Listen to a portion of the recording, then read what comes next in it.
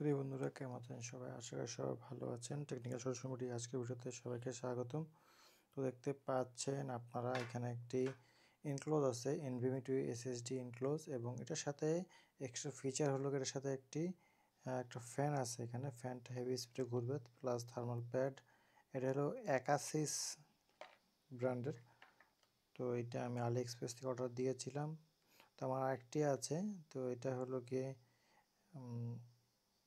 ব্র্যান্ডের, এবং এটার মধ্যে NVMe PCIe Gen 4 with DRAM হলো একটা SSD আছে 1 TB।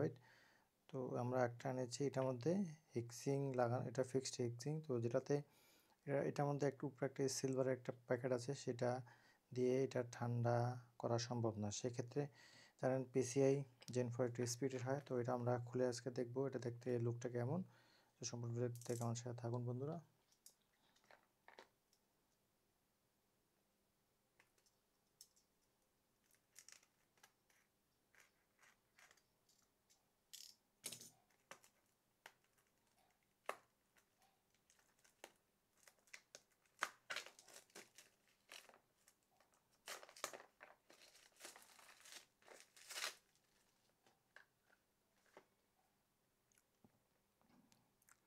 তো এটা সাপোর্ট বলা হয়েছে 2242, 2226, 2280 SSD সকল প্রকার, অনলি ফর NVMe, এম কি বি এম কি ডবল কি দুটোই সাপোর্ট করবে, কিন্তু NVMe SSD লাগবে।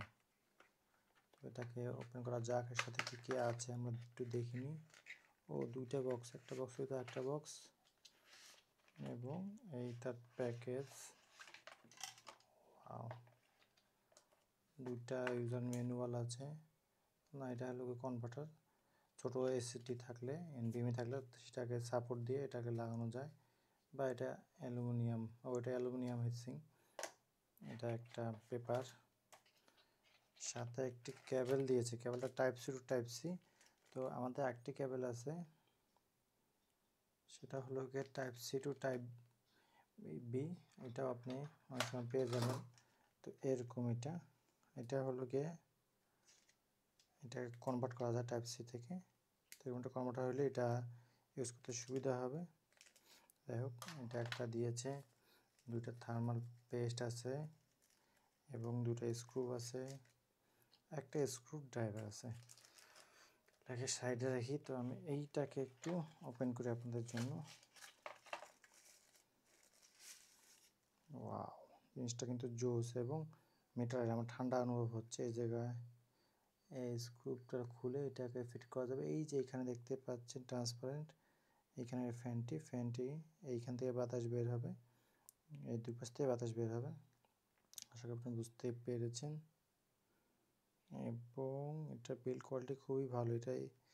এটা পুরো মেটাল। এটা কীভাবে টেস্ট করাবো?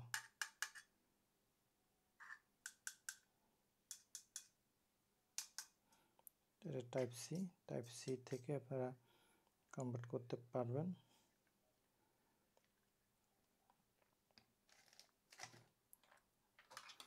এই টাইপ সিটা আমরা লাগাই এখানে দেখতে পারবো, এবং এখানে পাওয়ার বাটন দেখা যাবে।